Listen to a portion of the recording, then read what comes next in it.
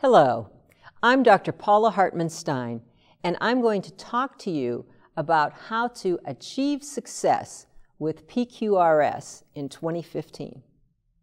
Are you a mental health provider who receives fee-for-service payments under the current Medicare system? If so, then you have undoubtedly heard of the government program called PQRS, the Physician Quality Reporting System. Now, some of us wish that those initials meant, please quit requiring stuff. Well, more stuff will be required by all healthcare providers, not just mental health practitioners, because of many factors. One is the growth of Medicare. 10,000 people a day in our country turn 65. We all know there are economic pressures on Congress, and there's a push from organizations such as the Institute of Medicine and others for healthcare payments based on quality, not quantity. The trend toward what's called PFP, or pay for performance, has begun. Are you perplexed by PQRS because you received a letter this year indicating that your fees will be adjusted, aka reduced, because you did not participate in 2013? Have you also heard that reporting requirements are tougher?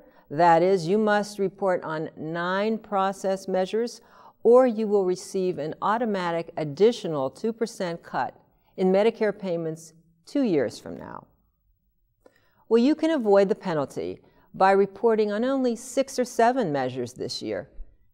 It's really not that tough. In fact, in my opinion, the system is easier for psychologists and social workers in 2015 than it was last year.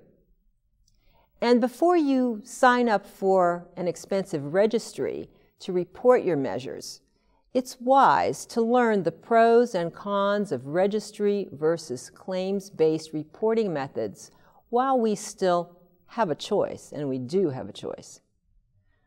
I can help save you time and money by teaching you or your group what I have personally struggled to learn since 2007.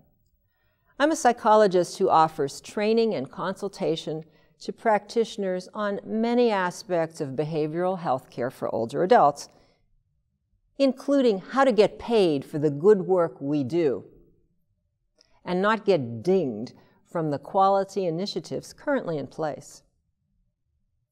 My training packages are very practical, filled with clinical suggestions. I can do this because I'm not an attorney, nor an economist, or an administrator in any organization.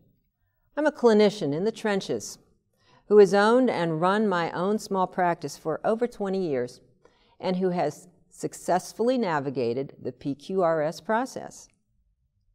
After I got involved in learning about and, in fact, advocating for psychology and Medicare way back in the day in 1990, when we first became independent providers under the system, Mr. Henry Saman, the founder of the newspaper, The National Psychologist, asked me to write for his paper about Medicare.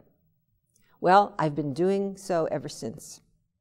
Feel free to read the articles on my website. In fact, there's over 100, including the 8 or 9 articles specifically about PQRS.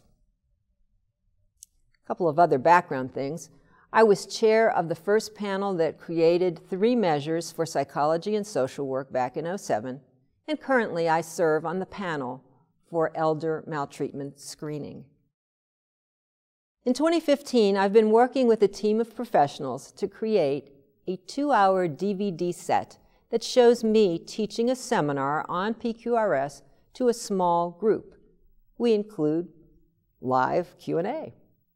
My billing administrator, Carolyn Smith, and I also have created recording templates that cross-reference all the PQRS measures associated with the CPT codes available to psychology and social work.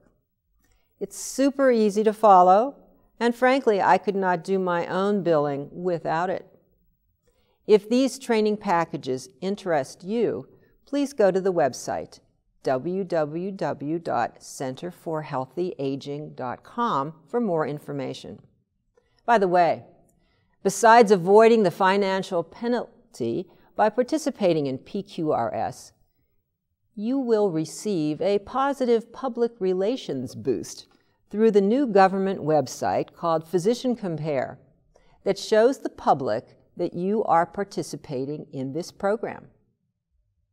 Now, whether you think that participating in PQRS improves the quality of care of your patients or not, this program is here to stay in one form or another. The Department of Health and Human Services announced in January of 2015 its goal of tying 85% of all fee-for-service payments to quality and cost measures by next year, 2016, and 90% by 2018. So if you want to be a healthcare player, learn what the payers are currently requiring of all of us. Mastering the measures this year, 2015, will prepare you for quality requirements in the future. And be assured, if I can do it, so can you. Thank you.